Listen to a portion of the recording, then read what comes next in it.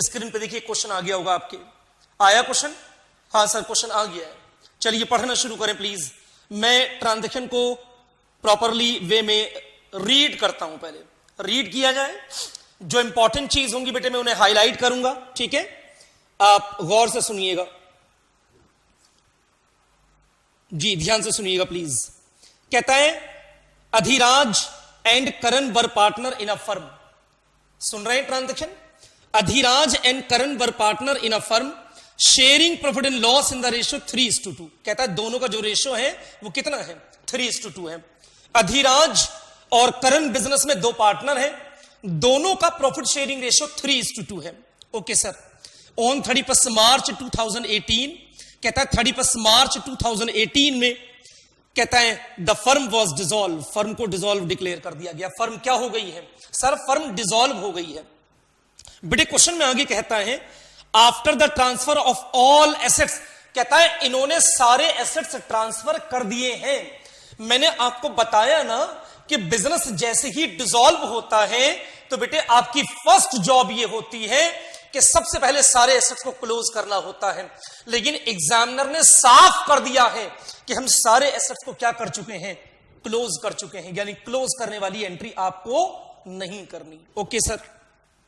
कहता है after the close of transfer of assets other than cash in hand and cash at bank, कहता है cash in hand cash at bank को छोड़ के बाकी हमारे पास जितने भी एसेट्स थे, चाहे वो बिल्डिंग थी, प्लांट था, फर्नीचर था, मशीनरी थी, जितने भी एसेट्स थे वो हमने सब क्लोज कर दिए हैं। और साथ में कहता है एंड थर्ड पार्टी लायबिलिटी, और लायबिलिटी को भी हमने ट्रांसफर कर दिया है टू रियलाइजेशन अकाउंट। कहां ट्रांसफर कर दिया है सर? रियलाइजेशन में ट्रांसफर कर दिया है। Okay good.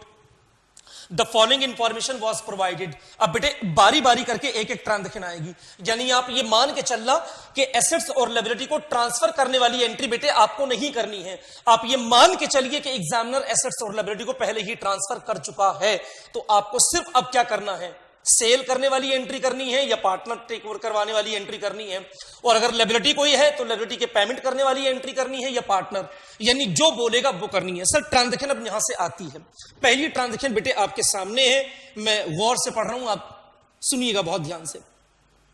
फर्नीचर ऑफ ₹70,000, कहता है इन लोगों के पास कोई 70,000 का फर्नीचर है। कितने का फर्नीचर है? 70,000 का फर्नीचर है। सोल्ड फॉर ₹68,000, कितने में बेच दिया? बेटी जल्दी से मुझे बताएं कितने में बेच दिया? सर इन्होंने इसे बेच दिया है 68,000 में बेचा है। कितने में बेचा है बेटे? 68,000 में। अब कितने का था ये इंपॉर्टेंट नहीं है, कितने का था वो भूल जाइए आप। इंपॉर्टेंट ये है कि बेचा कितने में है। तो सर इन्होंने बेचा जो है वो इन्होंने सेल किया है 68,000 में सेल किया है। ओके। लेकिन आगे कहता है 68,000 बाय ऑक्शन, कहता है ऑक्शन में बेचा है, मतलब नीलामी करके इन्होंने बेचा है। And auctioneer commission amounted to ₹2,000, लेकिन जिस बंदे ने आपको हेल्प की थी इस फर्नीचर को बिकवाने के लिए बेटे उसने ₹2,000 किस चीज के चार्ज किए हैं? सर अपने कमीशन के चार्ज किए हैं। बेटे फिर मुझे बताएं प्लीज, फर्नीचर था कितने का? सर 70,000 का था, लेकिन सोल्ड आउट कितने में हुआ? सर 68 में सेल किया। लेकिन क्या आपकी पॉकेट में 68,000 आ गए? नहीं सर 68,000 नहीं आए हैं। फिर कितने आए हैं मुझे बताएं। सर एक्चुअली इसमें से हम कमीशन के पैसे काटेंगे। कमीशन के कितने पैसे कटेंगे? सर कमीशन के पैसे कटेंगे ₹2,000 कमीशन के कटेंगे, तो नेट अमाउंट आपको कितनी मिलेगी? सर ₹66,000 हमें मिल जाएंगे। अब जल्दी से मुझे बताएं पैसे आएंगे या जाएंगे? जल्दी बोलिएगा प्लीज। सर पैसे आएंगे या जाएंगे? सर पैसे आएंगे। पैसे आएंगे तो एंट्री क्या होनी चाहिए? पैसे अगर आते हैं तो एंट्री क्या होनी चाहिए? अब वीडियो को पॉज कीजिए और वीडियो को पॉज करने के बाद उम्मीद करता हूं कि आप एंट्री कर सकते हैं। मैं फिर रिपीट कर रहा हूं कि आपके पास एक ₹70,000 का फर्नीचर था जिसे आपने 68,000 में सेल कर दिया है, लेकिन सेल करने के बाद ₹2,000 आपने ऑक्शनर को आपने कमीशन दिया, तो नेट अमाउंट जो आपको मिलेगी वो ₹68,000 मिलेगी। अब बेटे 68,000 के मिलने की एंट्री क्या हो सकती है मुझे बताइए। सर एंट्री हो जाएगी, क्या एंट्री हो जाएगी? सर एंट्री होगी बैंक अकाउंट डेबिट, पैसे आ रहे हैं ना, बैंक अकाउंट डेबिट 66,000 अच्छा जा क्या रहा है, फर्नीचर जा रहा है? नो सर, फर्नीचर नहीं जा रहा है। फर्नीचर तो हमारे पास से पहले ही चला गया था जब हमने फर्नीचर अकाउंट को क्लोज कर दिया था। तो अभी मुझे बताइए कि क्रेडिट में क्या आएगा? सर एसेट्स को सेल करने की एंट्री होगी bank account debit to realisation account, ये इसकी एंट्री हो जाएगी, bank account debit to realisation account 66,000। I hope मेरी बात समझ में आ रही है। सर ट्रांजेक्शन कंप्लीट हो गई है। अब देखिए पूरी ट्रांजेक्शन आपके सामने इस तरह से आ जाती है। कहता है अधिराज और करण बिजनेस में दो पार्टनर थे, दोनों का रेशियो 3:2 है, दोनों लोग अपने एसेट्स और लायबिलिटी को क्लोज कर चुके हैं। क्लोज करने के बाद आपसे कहा जाता है कि इनके पास कोई फर्नीचर 70,000 का है जिसको इन्होंने 68,000 में सेल कर दिया है, बेच दिया है। बेचने के बाद 2,000 रुपीज का कमीशन भी इन्होंने चार्ज किया। तो बेटे 68,000 में इन्होंने बेचा, 2,000 का कमीशन चार्ज किया, तो बैलेंस बचा रह गया 66,000। यानी इनकी पॉकेट में जो पैसे आएंगे वो कितने आएंगे? 66,000 रुपीज आएंगे, जिसके आने की एंट्री आप करेंगे bank account debit to realisation account. I hope clear हो गया होगा। यस सर, बहुत अच्छी तरह से क्लियर हो गया है। ट्रांजेक्शन नंबर 2 आ गई है। ट्रांजेक्शन नंबर 2 आ गई है बेटे, स्क्रीन पे सेकंड ट्रांजेक्शन आई होगी। आप जल्दी से पढ़ें, आप इसे पढ़िए। ट्रांजेक्शन क्या कहता है, जल्दी से बोलें प्लीज, क्या है इंफॉर्मेशन?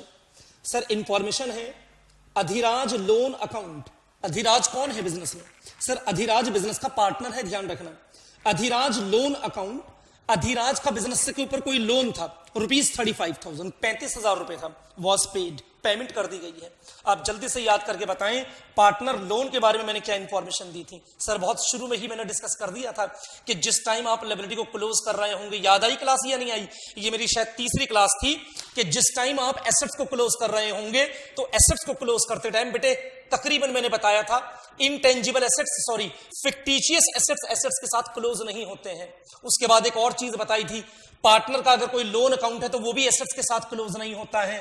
पार्टनर के अगर कोई करंट अकाउंट के बैलेंस है तो वो भी एसेट्स के साथ क्लोज नहीं होता है।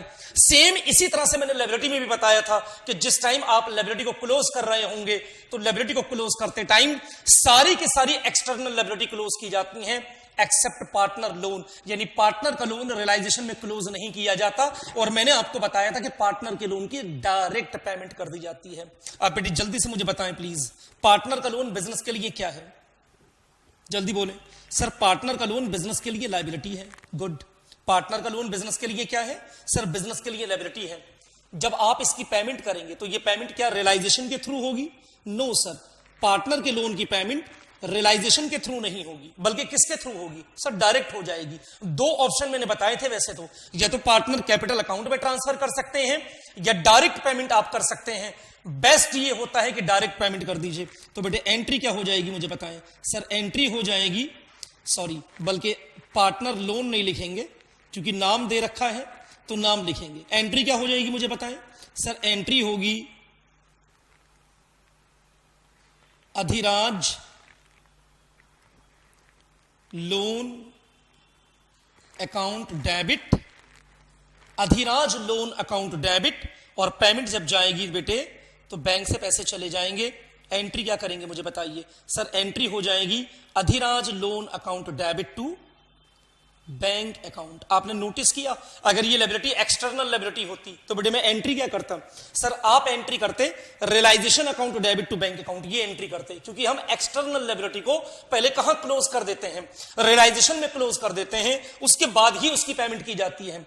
लेकिन अभी रियलाइजेशन में क्लोज नहीं कर रहे हैं, बल्कि पार्टनर के लोन की पेमेंट आपको डायरेक्ट करनी होगी। तो बेटे एंट्री आप करेंगे Adhiraj loan account debit to bank account. Sir ये दूसरी ट्रांजेक्शन भी आपकी कंप्लीट हो गई। अगर प्रॉब्लम कर रही है तो मुझे बताइए। नहीं सर समझ में आ गया है। अगर समझ में आ गया है बेटे तो थर्ड ट्रांजेक्शन आपके सामने आ गई है। आप जल्दी से इसे प्लीज पढ़िए। थर्ड ट्रांजेक्शन सामने है, स्क्रीन पे थर्ड ट्रांजेक्शन है। देखो अब जल्दी जल्दी काम हो रहा है। मैनुअल बोर्ड पे क्या होता था कि मुझे पहले ट्रांजेक्शन लिखनी पड़ रही थी, फिर डिस्कस करना पड़ रहा था। तो यहाँ पे पहले से ही ऑलरेडी रेडी है सारी चीजें, तो हम ज्यादा चीजें डिस्कस कर सकते हैं। बेटे थर्ड ट्रांजेक्शन देखिए, मैं रीड कर रहा हूं क्वेश्चन, हाईलाइट करना चाहूंगा मैं। जी बेटे पढ़ते हैं। कहता है out of the stock of ₹80,000, 80,000 रुपए का कोई स्टॉक है। ठीक है सर समझ में आ गया। आउट ऑफ द स्टॉक ₹80,000, 80,000 रुपए का स्टॉक है 80,000 का। ओके, यानी आपके पास टोटल स्टॉक कितना रहा होगा, 80,000 रहा होगा, और आप बेटे इसे कहां पे भी क्लोज कर चुके होंगे, सर रियलाइजेशन में क्लोज कर चुके होंगे। अब पढ़िए क्या कहता है, कहता है Karan took over 50% of the stock. Karan ने सारा स्टॉक टेक ओवर नहीं किया है बेटे, बल्कि कितना टेक ओवर किया है, sir 50% of the stock take over किया है। लेकिन साथ में कहता है out of the stock rupees 80,000 Karan took over 50% of the stock. मैंने ऐसी ट्रांजेक्शन कराई भी है, कहता है एट अ डिस्काउंट ऑफ 20%। लेकिन ये स्टॉक भी उसने कितने परसेंट में टेक ओवर किया है, सर 20% डिस्काउंट पे टेक ओवर किया है। और साथ में कहता है while the remaining stock was sold for rupees 30,000, जबकि बचे हुए स्टॉक को आपने कितने में बेच दिया, सर 30% के प्रॉफिट पे बेच दिया। मैं इसको फिर से रफ कर दे रहा हूं और फिर से आपसे डिस्कस किया जाएगा। चलिए शुरू करते हैं, शुरू किया जाए। हाँ सर शुरू कर लीजिए। देखिएगा पहले मुझे बताएं out of the stock rupees 80,000 आपके पास टोटल स्टॉक कितने का है, यहां लिख लेते हैं हम।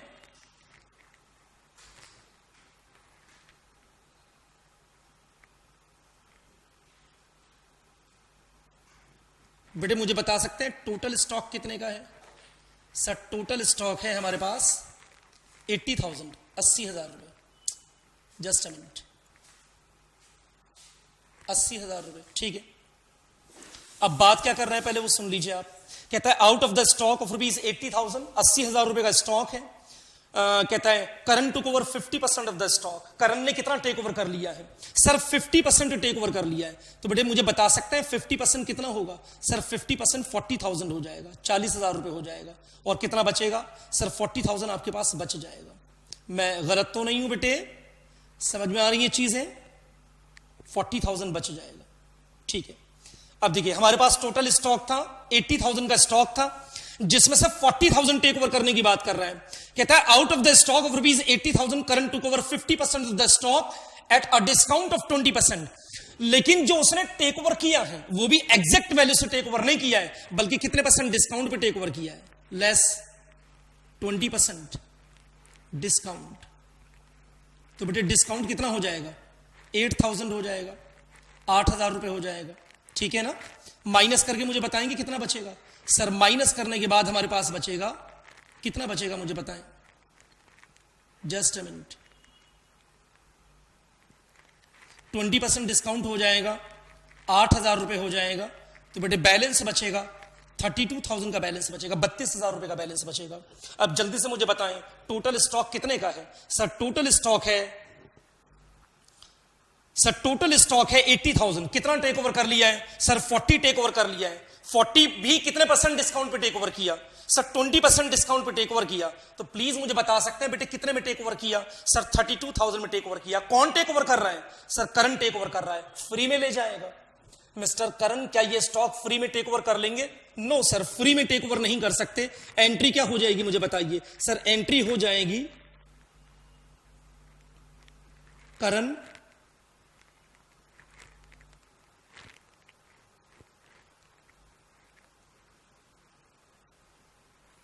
एंट्री हो जाएगी बेटे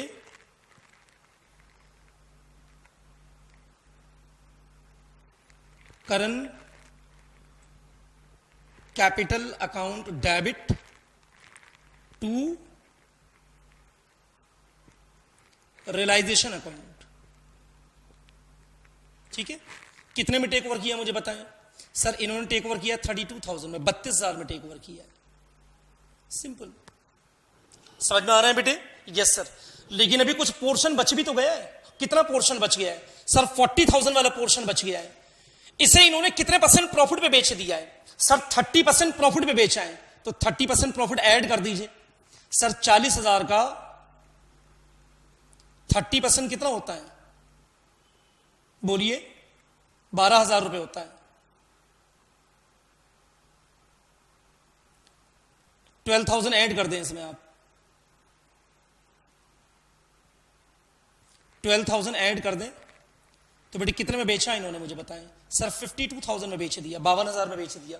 जब आप बेचेंगे तो पैसे आएंगे या जाएंगे, सर पैसे आएंगे या जाएंगे, सर पैसे आएंगे। तो बेटे एंट्री क्या हो जाएगी मुझे बताएं, सर एंट्री हो जाएगी bank account debit to realisation account. कितनी अमाउंट है, सर ये अमाउंट है हमारे पास 52,000, 52,000 रुपए आ जाएंगे। कोई प्रॉब्लम तो नहीं है? नो सर, समझ में आ रही है चीजें। क्या समझ में आ रहा है मुझे बताएं। सर यही समझ में आ रहा है कि ट्रांजैक्शन की 2 एंट्री होंगी। 2 एंट्री कौन कौन सी होंगी? सर 2 एंट्री होंगी हमारी। स्टॉक हमारे पास टोटल कितने का था? सर 80,000 का स्टॉक था, 80,000 का स्टॉक था। 80,000 को हमने 2 पार्ट में डिवाइड कर लिया। 50% पोर्शन जो है वो पार्टनर टेक ओवर कर रहा है और 50% पोर्शन जो है वो आप सेल कर रहे हैं। तो जो पार्टनर टेक ओवर कर रहा है वो 20% डिस्काउंट पे टेक ओवर कर रहा है, तो डिस्काउंट हमने माइनस कर दिया और पार्टनर की टेक ओवर करने की एंट्री हो जाएगी current capital account to debit to realisation account. और जो आपने सेल किया है, बेचा है आपने, तो सर एंट्री क्या हो जाएगी? सर एंट्री हो जाएगी bank account to debit to realisation account. I hope कि समझ में आ गया होगा। सर बिल्कुल समझ में आ गया है बेटे। नेक्स्ट ट्रांजैक्शन स्क्रीन पे आ रही है, आप जल्दी से देखें। 4th ट्रांजैक्शन देखिएगा आप। 4th ट्रांजैक्शन देखें आप। मिल रही है 4th ट्रांजैक्शन आपको? मैं रीड करूं बेटे क्वेश्चन? यस सर, पढ़िए ट्रांजैक्शन क्या कहता है। कहता है अ बिल रिसीवेबल ऑफ ₹3,000। गौर से सुनना please. A bill receivable of ₹3,000, 3,000 रुपए का कोई बिल रिसीवेबल है अंडर डिस्काउंटेड। कहता है वो डिस्काउंटेड हुआ हुआ था। डिस्काउंटेड हुआ हुआ समझते हैं बेटे क्या होता है? एक बिल को ड्यू डेट से पहले, डेट ऑफ मैच्योरिटी से पहले ही अपने बैंक से रियलाइज करा लेना, बैंक से कैश करा लेना, डिस्काउंटेड कहलाता है। कहता है अ bill of ₹3,000 under discounted was dishonoured. कहता है वो बिल डिसऑनर्ड हो गया है, बाउंस हो गया है। तो बेटे जल्दी से मुझे बताएं, डिस्काउंटेड हुआ हुआ बिल अगर बाउंस हो जाए तो क्या होगा? सर डिस्काउंटेड हुआ हुआ बिल अगर बाउंस हो जाए तो बैंक को पैसा हमें हर हालत में, तो बैंक हमारे यहां से पैसे काट लेता है। नहीं आ रहा समझ में? सर ये बताइए कि अगर आपके पास कोई बिल आया था, ओके सर, और आपने उसे डिस्काउंटेड करा लिया। डिस्काउंटेड कराने की मीनिंग समझ में आते हैं? डिस्काउंटेड कराने की मीनिंग होते हैं कि ड्यू डेट से पहले अपने बिल का पैसा किससे कैश करा लेना? बैंक से कैश करा लेना। तो बैंक तो आपको टाइम से पहले पैसे दे चुका है। Yes sir. अब ये बताइए कि अगर ड्यू डेट पे जाके बिल बाउंस हो जाए, तो अगर बिल बाउंस हो जाए तो आप जानो, आपकी पार्टी जाने, लेकिन बैंक सीधे डायरेक्ट आपके अकाउंट से पैसे काट लेगा। यहां पे ऐसा ही कुछ हो रहा है। अब बिल ऑफ ₹3,000, 3,000 का बिल है, पढ़ रहे हैं ना? अब bill of ₹3,000 under discounted was dishonoured. कहता है बाउंस हो गया है। उसका रीजन भी बता रहा है, as the acceptor has become insolvent, क्योंकि एक्सेप्टर आपका बैंकरप्ट हो गया है। सर आगे अब हम बाद में पढ़ेंगे। And hence the bill has to be meet by the firm, हम बाद में इसको पढ़ेंगे। कहता है and hence the bill has to be meet by firm. Firm ने इस बिल की पेमेंट कर दी है। किसको कर दी है? बैंक को पेमेंट कर दी है। तो बेटे मुझे बताएंगे, जब बिल बाउंस होगा और बिल बाउंस होने पे बैंक आपके अकाउंट से पैसे काटेगा तो बैंक बैलेंस बढ़ेगा या कम होगा? सर बैंक बैलेंस से डिक्रीज कर जाएगा। तो बेटे एंट्री क्या हो जाएगी मुझे बताएं। सर एंट्री होगी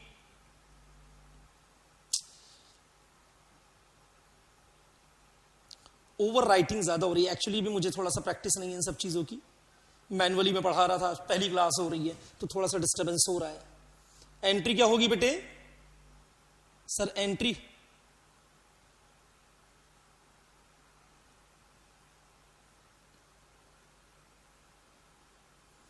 वेट, जल्दबाजी ना करें। एंट्री होगी realisation account debit to bank account. Payment कर रहे हैं ना? कितनी पेमेंट कर रहे हैं? सर 3,000 पेमेंट कर रहे हैं। तो एंट्री क्या हो जाएगी मुझे बताएं। सर एंट्री हो जाएगी realisation account debit to bank account. Entry क्या करेंगे बेटे? Realisation account debit to bank account. Confuse तो नहीं है? सर समझ में आ गया है। हमने कोई बिल डिस्काउंटेड करा रखा था और वो बाउंस हो गया है, तो डेफिनेटली बाउंस होती बैंक हमारे अकाउंट से पैसे काट लेगा। तो हम एंट्री क्या कर देंगे? सर हम एंट्री कर देंगे realisation account debit to bank account. आप जल्दी से ही नोट कीजिए। आप ट्रांजेक्शन नंबर 4 कंप्लीट हो गई है। ट्रांजेक्शन नंबर 5 देखिए आपके सामने आ रही है। ट्रांजेक्शन नंबर 5 आपके सामने आई है, पढ़िए क्या कहता है। सर ट्रांजेक्शन नंबर 5 में कहता है profit and loss account showed a debit balance of ₹56,000। आप बेटे मुझे बता सकते हैं प्रॉफिट एंड लॉस अकाउंट जब भी डेबिट बैलेंस शो करता है, प्रॉफिट एंड लॉस अकाउंट जब भी डेबिट बैलेंस शो करता है तो ये डेबिट बैलेंस कौन सा होता है? लायबिलिटी वाला या एसेट्स वाला? सोच के बोलिएगा। कुछ बच्चे कह रहे हैं लायबिलिटी वाला। नहीं बेटे, लायबिलिटी में जितने भी आइटम होते हैं वो क्रेडिट बैलेंस होते हैं। मैं रेफरेंसेस दे सकता हूं। कैपिटल के जो बैलेंस दिए हुए होते हैं वो क्रेडिट बैलेंस होते हैं। जनरल रिजर्व क्रेडिट बैलेंस होता है, लायबिलिटीज क्रेडिट बैलेंस होता है। तो उसी तरह से पीएनएल अकाउंट जो दिया हुआ होता है लायबिलिटी में, वो भी क्रेडिट बैलेंस होता है। लेकिन एसेट्स में जो होता है वो कौन सा होता है, डेबिट बैलेंस होता है। तो ये डेबिट वाला जो बैलेंस है ये एसेट्स वाला बैलेंस है और ये लॉस है। अब जल्दी से मुझे बताएं, बिजनेस तो डिसॉल्व हो गया है, बिजनेस तो बंद हो गया है, तो आप इस लॉस का क्या करेंगे? सोच के बोलिएगा, इस लॉस का क्या करेंगे? सर इस लॉस को हम डिस्ट्रीब्यूट कर देंगे। कौन से पार्टनर में डिस्ट्रीब्यूट कर देंगे? देखिए स्क्रीन पे एक क्वेश्चन आ रहा है आपके सामने, बिजनेस के अंदर कितने पार्टनर थे? सर जल्दी से बताएं। अधिराज, उसी क्वेश्चन की है ना सारी ट्रांजेक्शन। देखिए एक क्वेश्चन स्टार्टिंग में मैंने बोला था, अधिराज और करण बिजनेस के दो पार्टनर थे और दोनों का बेटे रेशो कितना है, 3:2 है। तो ये लॉस क्या कर दिया जाएगा? सर ये लॉस डिस्ट्रीब्यूट कर दिया जाएगा। किसमें डिस्ट्रीब्यूट किया जाएगा? अधिराज और करण में डिस्ट्रीब्यूट किया जाएगा 3:2 के अकॉर्डिंग। एंट्री कीजिए, एंट्री क्या होगी? अधिराज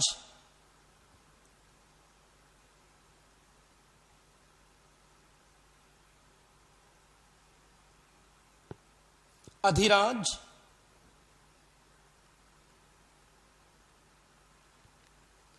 कैपिटल अकाउंट डेबिट, और कौन सा है? Karan capital account debit,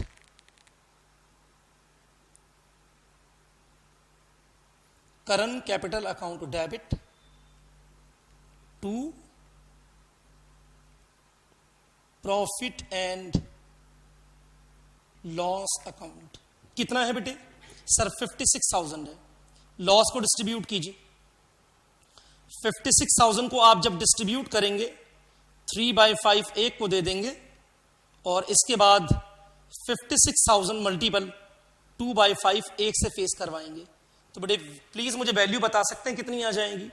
sir ये आ जाएगी 5 1 5, 5 1 5, 5 2 10, 0 0। सर एक का आ जाएगा 33,600 और एक का आ जाएगा 11,200, ये कैंसिल करके आएगा। सर ये आ जाएगा 22,400। सर ये एंट्री आपकी बिल्कुल कंप्लीट हो गई है। आप जल्दी से मुझे बताएं अगर समझ में नहीं आ रही है ट्रांजैक्शन। सर क्लियर हो रही है चीजें? डेबिट बैलेंस दे रखा था, डेबिट बैलेंस को मैंने दो पार्टनर में डिस्ट्रीब्यूट कर दिया तो एंट्री हो गई Adhiraj capital account to debit, Karan capital account to debit to profit. Note कर लिया बेटे? देखिएगा नेक्स्ट ट्रांजैक्शन आ गई आपके सामने। सर नेक्स्ट ट्रांजैक्शन आपके सामने एक और अच्छी ट्रांजैक्शन, और इसके ऊपर बहुत डिस्कशन होने वाला है। नेक्स्ट क्लास में इसको लेके हम बात करेंगे, लेकिन फिलहाल अभी सामने आई है तो उसको डिस्कस कर लेते हैं। कहते हैं realisation expenses. Realisation expenses sir ये क्या होते हैं? बेटे इंशाल्लाह नेक्स्ट क्लास में बहुत डिटेल से बात करूंगा कि रियलाइजेशन एक्सपेंस क्या होते हैं, लेकिन फिलहाल अभी मेरे सामने ट्रांजैक्शन आ गई है तो मैं मजबूर हूं इस ट्रांजैक्शन को कराने के लिए। कहता है रियलाइजेशन एक्सपेंसेस। सर बता दीजिए, टेम्पररी बता दीजिए कि रियलाइजेशन एक्सपेंस किसे बोलते हैं? बेटे याद रखना, जब भी कोई बिजनेस वाइंड अप होता है, बिजनेस डिसॉल्व होता है, बिजनेस को डिसॉल्व कराते टाइम जितने भी खर्चे होते हैं, चाहे वो स्मॉल टाइप हो लार्ज हो, डजंट मैटर, एक बिजनेस को वाइंड अप कराने के लिए जितने भी खर्चे होते हैं, एजेंट की कमीशन देना, ब्रोकर्स हायर करना, बहुत सारे खर्चे होते हैं ना, लीगल फॉर्मेलिटीज पूरी करना। बेटे याद रखना, इससे आसान वर्ड में नहीं दे सकता। एक बिजनेस को डिसॉल्व कराते टाइम जितने भी खर्चे होते हैं वो सारे के सारे खर्चे कहलाते हैं रियलाइजेशन एक्सपेंस कहलाते हैं या डिसोल्यूशन एक्सपेंस कहलाते हैं। अब उन्हीं खर्चों की बात कर रहा है। कहता है रियलाइजेशन एक्सपेंसेस अमाउंटेड टू ₹2,000। एक बिजनेस को डिसॉल्व कराते टाइम 2,000 रुपए के खर्चे हो गए हैं जिनको हम रियलाइजेशन एक्सपेंस बोलेंगे। Okay sir. कहता है विच वर पेड बाय अधिराज। किसने पे कर दिए हैं? अधिराज ने। कुछ गड़बड़ नजर नहीं आ रही है? खर्चे किसके हैं? सर डिसोल्यूशन एक्सपेंस है। तो बेटे डिसोल्यूशन एक्सपेंस है तो इसका मतलब किसकी जिम्मेदारी रही होंगी? फर्म ही को तो पे करने हैं। बिजनेस के डिसोल्यूशन एक्सपेंसेस किसको पे करने चाहिए? फर्म को पे करने चाहिए। नहीं आ रहा समझ में? सर बिल्कुल भी नहीं आ रहा। बेटे मैं आपको यह बोल रहा हूं कि अगर फर्म का कोई खर्चा हो जाता है तो फर्म का खर्चा फर्म ही को पे करना चाहिए। हां सर। और एक और चीज, ये चीज तो मैं पहले ही बता चुका हूं कि बिजनेस में डिसोल्यूशन के टाइम जब भी कोई पेमेंट आएगी तो वो भी रियलाइजेशन के थ्रू आएगी, और जब भी आपकी पॉकेट से पैसे जाएंगे तो वो भी रियलाइजेशन के थ्रू जाएंगे। तो इसकी मेन देखो, अगर सेंटेंस यहीं पे रुक जाता, रियलाइजेशन एक्सपेंसेस अमाउंटेड टू ₹2,000, बस यहां पे सेंटेंस रुक जाता, तो बेटे बड़े आसान सी एंट्री में बता सकता हूं। एंट्री आपको करनी होती realisation account debit, realisation account debit to bank account, ये एंट्री आपको करनी होती बेटे। सर क्यों, बता सकते हैं बेटे? आप देखिए ना, बिजनेस के डिसोल्यूशन के टाइम आप कुछ खर्चे पे कर रहे हैं, तो बेटे खर्चे अगर पे कर रहे हैं तो एंट्री क्या होगी? सर एंट्री होगी realisation account debit to bank account, ये इसकी एंट्री होगी। Okay good. लेकिन अभी एग्जामिनर ने क्या बोल दिया है, ये एंट्री आपके क्वेश्चन का पार्ट नहीं है, ऐसे नहीं होगी। आपके क्वेश्चन में एक दूसरे एंगल से एंट्री होगी। सर वो क्या है? पढ़िए आप सेंटेंस क्या कहता है। कहता है realisation expenses amounted to rupees 2000, 2000 रुपए के realisation expenses which were paid by Adhiraj, किसने पे कर दिए हैं? अधिराज ने पे कर दिए हैं। बेटे प्लीज मुझे बता सकते हैं, खर्चा तो बिजनेस का है लेकिन पेमेंट कौन कर रहा है? अधिराज पेमेंट कर रहा है। तो क्या अधिराज नॉनसेंस है कि वो पेमेंट कर रहा है? सर नहीं, नॉनसेंस वगैरह की कोई बात नहीं है। अगर बिजनेस के खर्चों को अधिराज ने पे भी कर दिया है तो जितने खर्चे अधिराज ने पे किए होंगे उतनी वैल्यू के साथ अपने कैपिटल को क्या कर लेगा? इंक्रीज करवाएगा। तो आप एंट्री क्या करेंगे? सर एंट्री हमें करनी चाहिए realisation account debit to Adhiraj capital account, ये इसकी एंट्री होगी। समझ में आ रहा है बेटे? कितने के खर्चे हैं? सर 2000 रुपीज के खर्चे हैं, तो इसकी एंट्री हो जाएगी 2000। सर इस एंट्री को कंपेयर करें, अगर ये खर्चा फर्म खुद पे कर देती तो एंट्री क्या करते आप? सर एंट्री करते realisation account debit to bank account. लेकिन अगर खर्चा किसने पे किया है? अधिराज ने पे किया है, तो बेटे आप एंट्री क्या करेंगे? सर एंट्री होगी realisation account debit to Adhiraj. ये चीज तो मैं एक क्वेश्चन निकल के आ रहा है, सर रियलाइजेशन को डेबिट क्यों किया? तो बेटे ये बात तो मैं साबित कर चुका हूं पहले से ही कि डिसोल्यूशन के टाइम जब भी आप पेमेंट करेंगे तो डिसोल्यूशन के टाइम पेमेंट जो होगी वो रियलाइजेशन के थ्रू ही होगी, तो एंट्री हो जाएगी realisation account debit to Adhiraj capital account. Okay sir, clear हो गई ये चीजें।